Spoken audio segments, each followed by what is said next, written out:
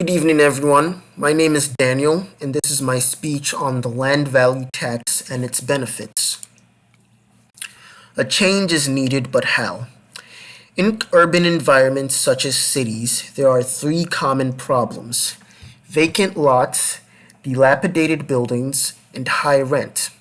How can we mitigate these three problems to arrive at possibilities and solutions such as vibrant parks, thriving businesses, and affordable housing? The solution is through a key change in our tax system, the land value tax, which is a tax on the raw value of land that excludes improvements on the land, such as buildings and infrastructure.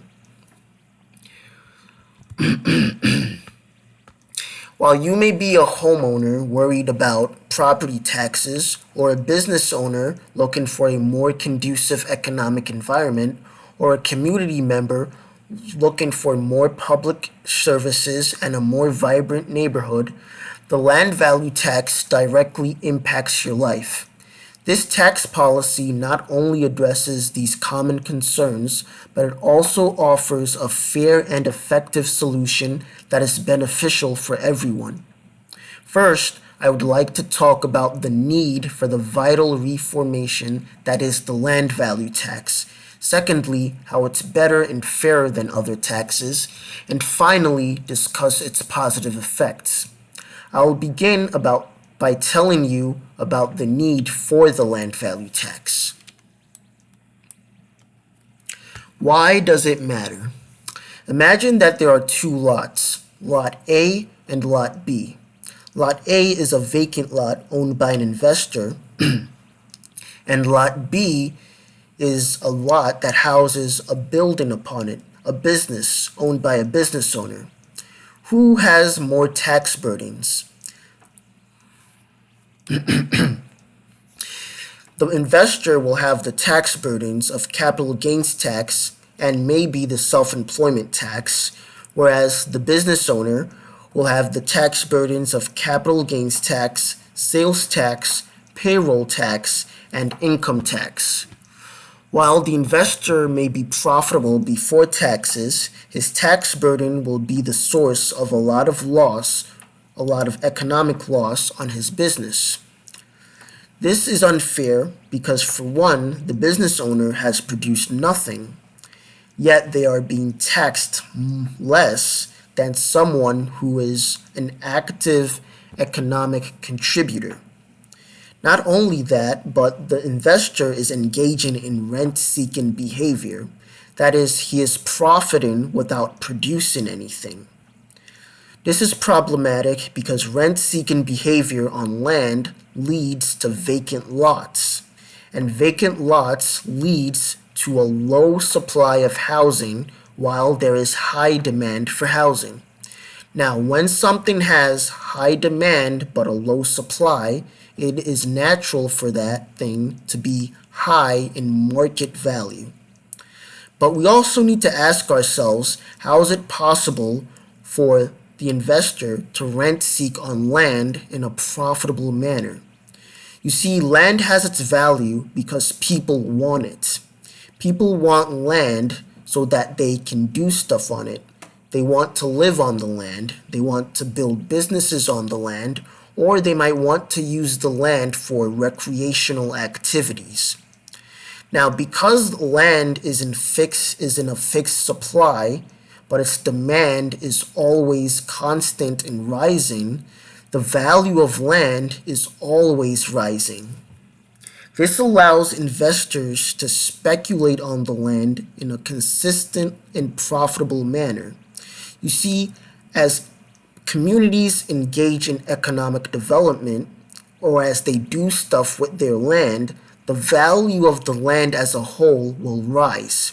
Because of this, an investor that owns empty land can hold on to the land while the community does the labor for him. That is, the labor that makes his land valuable. And then he can sell that land for more than he bought it in the first place. This is a problem because our tax system encourages this behavior by punishing productive behavior. You see, our tax system suffers from something called deadweight loss. And deadweight loss is essentially an economic condition where production and consumption are discouraged. So improving land, that is building on the land, is discouraged. Not only that, productive behavior aside from building land, such as labor, is also discouraged through income tax and sales and consumption as well through sales tax.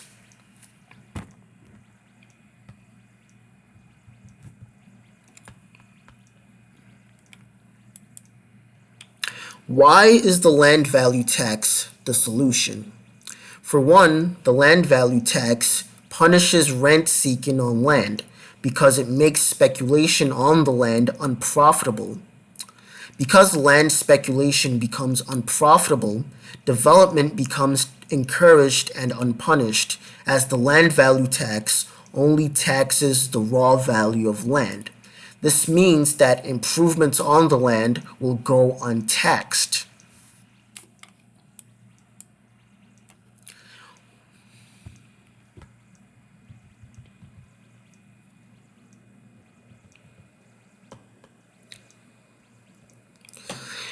Now, what are the positive effects of the land value tax? For one, infill development will become encouraged as improvements on land go untaxed. This will lead to lower rents because the more you can improve without limit, because your improvement on the land will go untaxed. Because our current tax system rather punishes improvements on the land, it's very common for homing units such as single-family units to be built. This is problematic because single-family units cannot satisfy the demand for housing. Only dense housing can satisfy that demand. So because improvements on land go untaxed, you will be able to see more dense housing, which will inevitably lead to lower rents for tenants. Secondly, as already mentioned, the land value tax has no deadweight loss. It does not discourage production or consumption, and this will lead to a more conducive economic environment. Thirdly, the land value tax can be exploited in a very beneficial manner for the whole community or public as a whole. You see, because the land value, we're taxing land value, projects like public infrastructure can essentially pay for themselves because when infrastructure is built, the value of the land around it tends to rise. This is supported by Professor of Economics Nicholas Tiedemann, as he states, by taxing the increase in land values that results from public infrastructure improvements, a land value tax ensures that these investments generate the revenue needed to fund them. Additionally, unlike other taxes, the land value tax cannot be evaded because land cannot be moved or hidden. This is also beneficial because it will allow governments to lower the costs that are associated with enforcing and collecting taxes. I'm sure that you can see the need for the implementation of the land value tax, but you might be asking yourself, how can I make its implementation a reality? 1. You need to understand the principles of the land value tax. You need to learn about its benefits and its mechanisms by reading related books, such as Progress and Poverty by Henry George. Secondly, you need to spread awareness. Share information about the land value tax with friends, family, and coworkers through social media, blogs, and community meetings. You can even bring it up at your local city council.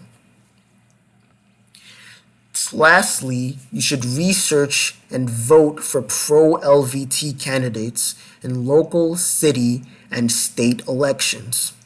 You can see that it's not difficult to make the implementation of the LVT a reality. Now let's look at what may happen if you choose not to. If we keep our current tax system, then rent-seeking behavior will continue with impunity, which will mean that we will see more vacant lots in our community, which will lead to higher rent overall. And again, because our current tax system suffers from deadweight loss, economic investment will be discouraged because production and consumption will be discouraged. As you can easily see, the land value tax discourages the behavior of rent seeking while leaving productive behavior unpunished, as well as other benefits. I've told you about the need for the land value tax and to stop excessive rent seeking, its mechanisms, and its benefits in terms of public welfare and transparency. You can make the land value tax a positive reality by educating yourself and others and using your voice to get local, city, and state officials to put it in place. If we keep our current tax system, then our communities will continue to suffer from rent-seeking behavior. I'm going to leave you with a quote from Henry George, a popular proponent of the land value tax.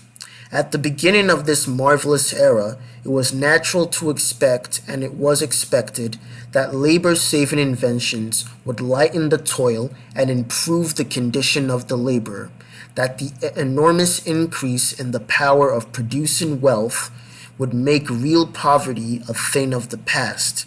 It is true that disappointment has followed, and that discovery upon discovery and invention after invention have neither lessened the toil of those who most need respite, nor brought plenty to the poor.